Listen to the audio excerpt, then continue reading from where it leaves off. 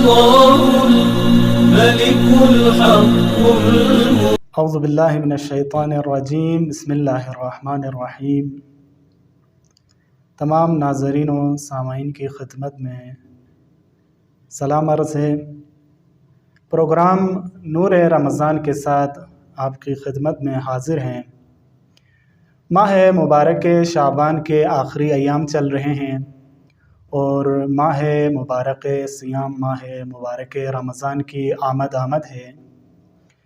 ماہ مبارک رمضان وہ مہینہ ہے کہ جس کو خداوند متعال نے اپنے بندوں کے لیے ایک بہترین تحفہ بنا کر بھیجا ہے۔ اسی ماہ مبارک رمضان کے استقبال کے حوالے سے اور اسی ماہ مبارک رمضان کے حوالے سے گفتگو کرنے کے لیے آج ہمارے ساتھ جو مہمان شخصیت ہیں وہ ہیں برادر زاہد حسین عرفانی صاحب۔ برادر کو آج کے اس پروگرام میں خوش آمدید کہتے ہیں۔ تو بغیر کسی تمہید کے ہم باقاعدہ طور پہ جو ہے وہ آغا صاحب سے استفادہ کرنا چاہیں گے۔ تو میرا پہلا سوال برادر عزیز زاہد صاحب سے یہ ہے کہ ماہ مبارک رمضان جو ہے وہ اس کا استقبال کیسے کیا جائے، یعنی اس مبارک مہینے کا جو ہے وہ استقبال کیسے کیا جائے، چونکہ یہ ایک ایسا مہینہ ہے جس میں خداوند تبارک و تعالی نے اپنے بندوں کو اپنا مہمان قرار دیا ہے۔ تو ایک بندہ، ایک عبد اپنے معبود کے پاس جب جاتا ہے، دسترخوان پہ جاتا ہے تو وہ کون سے آداب ہیں کہ جن کی رعایت کرے اور کس طرح سے اس دسترخوان سے استفادہ کریں؟ جی برادر عزیز زاہد صاحب۔ اعوذ باللہ من الشیطان الرجیم، بسم اللہ الرحمن الرحیم۔ الحمد للہ والصلاة والسلام علی اہلہا، اما بعد۔ فقال امام الرضا علیہ الصلاة والسلام: اللہم ان لم تکن غفرت لنا فیما مضی من شعبان فاغفر لنا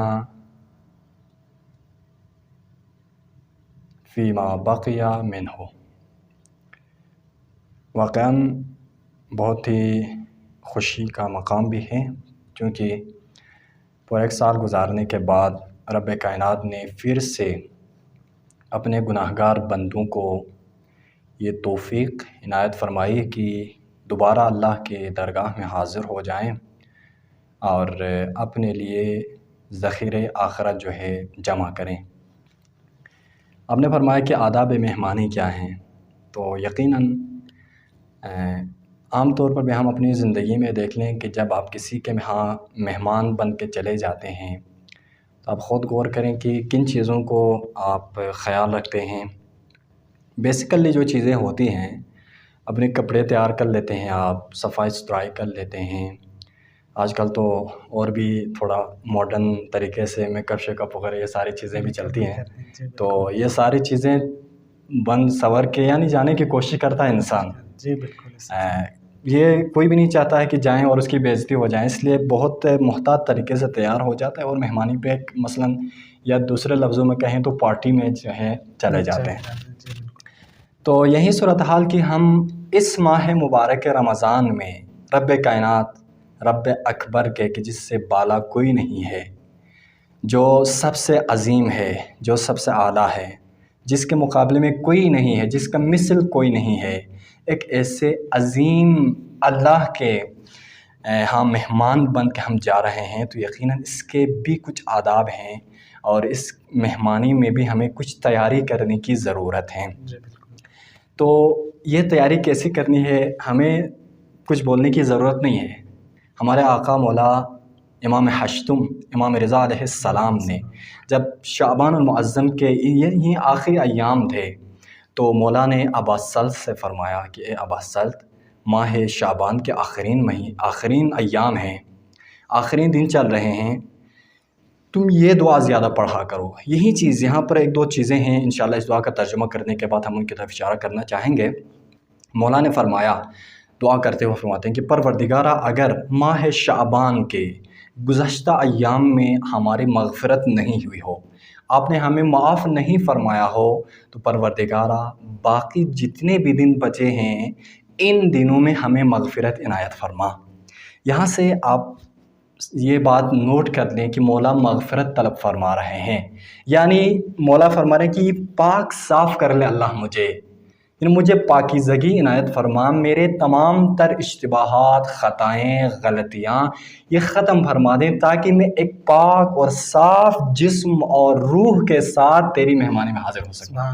تو یہ بہت بڑی چیز ہے کہ اللہ سے مہمانی کا آداب میں کہ اپنی تمام تر غلطیاں، گزشتہ کی اشتباہات سے اللہ سے معافی مانگیں، اس طرح سے اپنے روح کو آمادہ کر کے مہمانی خدا میں انسان جو ہے حاضر ہو جائیں۔ جی بالکل، بہت ہی خوبصورت انداز میں آپ نے بیان کیا کہ اس کو جو ہے وہ جب ہم جاتے ہیں اس خدائے اکبر کی بارگاہ میں، تو ہمیں جہاں جسمانی صفائی اور جسمانی جو ہے وہ تزئین ضروری ہے، وہاں روحانی تزئین اور صفائی بھی ضروری ہے، تاکہ جب ہم اس کی بارگاہ میں جائیں تو ہمارا باطن بھی پاک ہو، ہمارا ظاہر بھی پاک ہو۔ جی یہاں پہ میں ایک اور چیز کو ایڈ کرنا چاہوں گا، روحانی صفائی تو لازمی ہے ہی، ایک چیز ایک آمادگی اور بھی ہے، جسمی طور پر بھی انسان آمادہ ہو، کیونکہ بعض لوگ ہوتے ہیں کہ جو اس چیز کا خیال نہیں رکھتے ہیں۔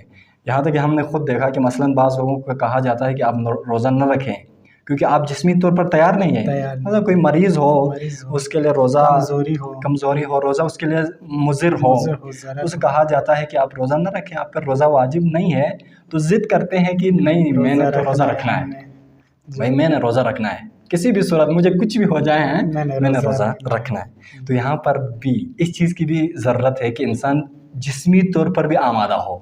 اس لیے میں گزارش کروں گا اور ہر کسی کو اس بات کا خیال رکھنا چاہیے کہ آپ اپنی صحت کا بھی خیال رکھیں، کیونکہ آپ صحت ہے تو جا کے آپ مہمانی خدا میں روزہ رکھ سکیں گے، وإلا مشکل ہو جائے گا۔ خدا نے خود کہا ہے کہ اپنے بندے کو کہ مشقت کی ضرورت نہیں ہے، لا یکلف اللہ نفسا الا وسعها۔ جی بالکل بالکل، بہت ہی خوبصورت، بہت ہی خوبصورت۔ ہم دوسرا سوال برادر زاہد سے پوچھنا چاہیں گے کہ جس طرح یہ ماہ مبارک ہے، ماہ رمضان ہے، اسی طرح دیگر مہینے ہیں جیسے رجب ہو گیا، شعبان ہو گیا، جس کے آخری ایام چل رہے ہیں، تو وہ کون سی فضیلتیں، وہ کون سی عظمتیں ہیں کہ جن کی وجہ سے یہ مہینہ ممتاز ہے، یہ ماہ مبارک رمضان جو ہے وہ ممتاز ہے؟ جی اس سوال کے جواب کے لیے ہم قرآن کی طرف رجوع کرتے ہیں کہ اس ماہ مبارک کا تعارف خود قرآن میں خدا نے کیا ہے۔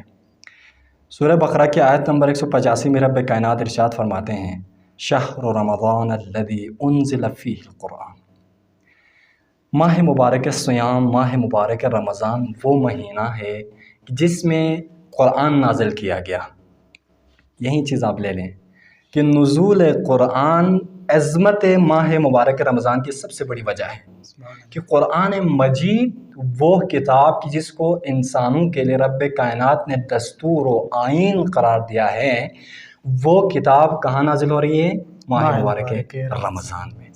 اور وہ قرآن کی جس کی توصیف اسی آیت میں رب کائنات فرماتے ہیں کہ ھدی للناس وبینات من الہدی والفرقان، یہ کتاب ایسی کتاب ہیں جو ہدایت ہیں لوگوں کے لیے، نہ فقط مخصوص طبقے کے لیے بلکہ الناس کا لفظ لایا ہے، عموم یعنی ساری انسانیت کے لیے یہ قرآن کتاب ہدایت ہے۔ وبینات من الہدی والفرقان، اور ایسے دلائل، روشن دلائل پر یہ کتاب مشتمل ہے جو انسان کو سیدھا راہ بھی دکھاتا ہے، اور ساتھ ساتھ حق و باطل کو تمیز کرنے کے لیے یہ کتاب انسان کے لیے ایک اکسیر کی حیثیت رکھتا ہے۔ انسان ایک ذریعے سے حق اور باطل کو پہچان سکتا ہے کہ کون سا راہ حق ہے اور کون سا راستہ باطل ہے۔ تو اس کی بڑی عظمت ماہ صیام کی، جس کو آپ کہہ سکتے ہیں کہ نزول قرآن ہے، ایک تو یہ، اور دوسری چیز کہ جس کو آپ کہہ سکتے ہیں سورہ قدر آپ پڑھتے ہیں، ہمیشہ پڑھتے ہیں مومن انشاءاللہ، کہ رب کائنات نے فرمایا کہ ہم نے اس قرآن کو نازل کیا ہے لیلۃ القدر میں، انا انزلناہ فی لیلۃ القدر، اور لیلۃ القدر ایسی رات ہیں، فرمایا لیلۃ القدر خیر من الف شہر، وہ رات کی جو کہ 1000 مہینوں سے افضل، ایک مہینے سے نہیں بلکہ 1000 مہینوں سے افضل ہے یہ رات۔ تو یہ رات بھی اس ماہ میں موجود ہیں، اس وجہ سے اس ماہ کی عظمت بعض ہم بڑھتی ہے۔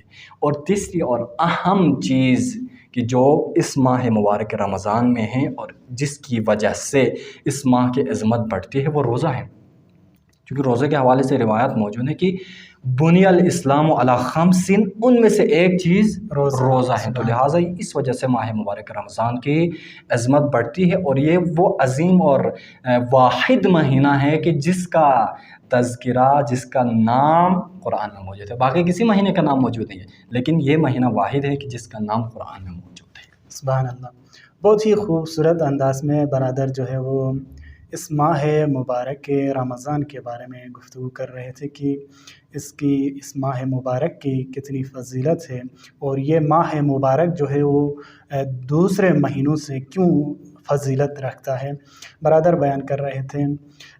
ایک اور نقطہ اگر آپ کی اجازت سے بیان کرتا چلوں کہ دیگر مہینے بھی ہیں، جس طرح ایک بندہ کسی کمپنی میں جاب کرتا ہے یا کسی جگہ جاب کرتا ہے تو اس کی کارکردگی دیکھ کے جو ہے وہ اس کو جو ہے وہ ترقی دی جاتی ہے۔ تو یعنی یہ ماہ مبارک رمضان بھی کچھ اس طرح سے ہے کہ خدا چاہتا ہے کہ اگر پورا سال آپ جو ہے وہ اپنے گناہ بخشوا نہ سکے، کسی بھی مشکل میں آپ گرفتار ہو سکے، نہیں کر سکے، تو آ جائیں، یہ ماہ مبارک ہے، یہاں جو ہے وہ آپ کا سانس لینا عبادت، آپ کا سونا عبادت، آپ کا جاگنا عبادت، ساری چیزیں عبادت۔ امام حسن مجتبیٰ علیہ السلام فرماتے ہیں کہ یہ ماہ جو ہے مسابقے کا مہینہ ہے۔ سبحان اللہ۔ جس کہ آپ نے کہا نا کہ ایک کمپنی میں یا کسی فیکٹری میں اگر جاب کرتا ہے انسان، کسی بھی آفس میں کسی بھی جگہ، تو وہاں پر آپ کی کارکردگی کو دیکھ کر آپ کو پروموشن دیا جاتا ہے، آپ کو اپ گریڈ کیا جاتا ہے۔ تو امام حسن فرماتے ہیں کہ یہ مہینہ مسابقے کا مہینہ ہے، ہر انسان کو کوشش کرنی چاہیے کہ اس مسابقے میں، اس مقابلے میں اپنے آپ کو آگے لے آئیں، خدا کی درگاہ میں زیادہ انعام کو لینے کی کوشش کریں، کیونکہ انعام کی کمی نہیں ہے یہاں پر۔ انعام جتنا آپ لینا چاہیں کسی قسم کی کمی نہیں ہے، اس خزانے میں اصلاً کمی نام کی چیز ہی نہیں ہے۔ لہٰذا اس مقابلے میں، اس مسابقے میں ہر انسان کو کوشش کرنی چاہیے کہ زیادہ سے زیادہ انسان انعام کسب کر لیں۔ جی بالکل، یعنی ایک قسم کا پیکیج دیا ہے خداوند تبارک و تعالیٰ نے اپنے بندوں کے لیے کہ جو ہے وہ آپ باقی عمر میں نہیں کر سکے، پچھلے سالوں میں آپ نہیں کر سکے، تو آ جائیں اس رمضان میں جو ہے وہ اپنے گناہ بخشوا لیں اور اپنے آخرت کا کچھ انتظام کریں۔ تو ناظرین، چونکہ مختصر پروگرام ہے تو ہم آخری سوال اپنے برادر سے پوچھنا چاہیں گے۔ آخری سوال یہ ہے کہ چونکہ یہ ماہ مبارک رحمتوں برکتوں کا مہینہ ہے، برکتوں کے نزول کا مہینہ ہے، رحمتوں کے نزول کا مہینہ ہے، تو ہم کس طرح سے اس ماہ مبارک سے جو ہے وہ استفادہ کر سکتے ہیں، رحمتوں اور برکتوں کو سمیٹ سکتے ہیں؟ اس کا سمپل سا ایک کام ہے کہ ہم بڑے آسان اور کم وقت میں اس کو کمپلیٹ کر لیں گے۔ وہ یہ ہے کہ ایک چیز کی اطاعت خداوندی، یعنی آپ کا اٹھنا، بیٹھنا، جاگنا، سونا، تمام تر چیزیں اطاعت خداوندی میں گزریں، ایک چیز۔ اور دوسری چیز کے لیے میں سہارا لوں گا خطبہ شعبانیہ سے ایک نقطے کا، جہاں پہ رسول کرام اسلام صلی اللہ علیہ وآلہ وسلم نے فرمایا ہے، مولا امام علی علیہ السلام نے سوال کیا کہ یا رسول اللہ، ماہ مبارک سیام میں، اس عظیم مہینے میں افضل ترین عمل کون سا ہے؟ جتنے بھی عمل آپ دیکھیں نا، سونا بھی عبادت ہے، بالکل، لیکن مولا کائنات فرماتے ہیں کیونکہ بڑی شخصیات ہمیشہ بڑی چیزوں کے پیچھے ہوتے ہیں، بڑے ہدف کے پیچھے ہوتے ہیں۔ مولا فرماتے ہیں کہ یا رسول اللہ، افضل ترین عمل اس ماہ سیام میں کون سا ہے؟ تو رسول اللہ نے فرمایا، افضل العمل الورع عن محارم اللہ۔ اور اس چیز کو ہم نے کرنا ہے کہ تمام تر ان امور سے اپنے آپ کو بچا لیں کہ جن کو خداوند قدوس نے حرام قرار دیا ہے۔ اس مہینے میں خاص کر سوشل میڈیا پہ جو افراد ہمیشہ کیا ہے جناب مصروف رہتے ہیں، وہ ہر قسم کے اب ممکن ہے اپنی نگاہوں کو بچا لیں اس مہینے میں، ہر اس حرام کام سے جس کو اللہ نے منع فرمایا ہے۔ اپنی زبان کو غیبت، جھوٹ، اسی طرح سے کسی پہ دشنام، گالی، ان تمام چیزیں اپنی زبان کو بچا لیں، اپنے کانوں کو بچا لیں، خاص کر جوانان۔ اس مہینے میں اگر آپ اس مہینے میں بھی آپ اپنے کانوں پہ میوزک لگا کے رکھیں گے تو یقیناً کوئی فرق اس مہینے کا دوسرے اثر مہینے کوئی نہیں ہوگا۔ لہٰذا ان تمام چیزوں کے لیے حرام کاموں سے بچنا افضل ترین عمل ہے۔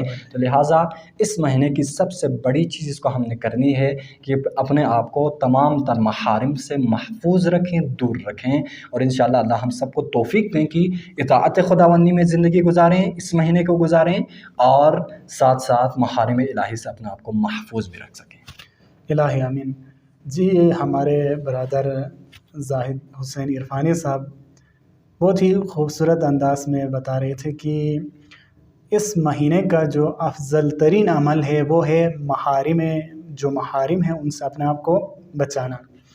عزیزان گرامی، آج کا یہ پروگرام یہاں پہ اختتام کو پہنچتا ہے۔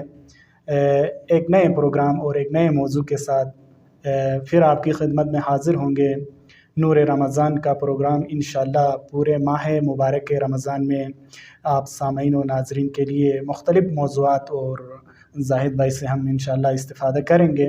تو انشاءاللہ ایک نئے موضوع اور ایک نئے پروگرام کے ساتھ پھر آپ کی خدمت میں حاضر ہوں گے۔ تب تک کے لیے ہمیں اجازت دیجیے۔ والسلام علیکم ورحمۃ اللہ۔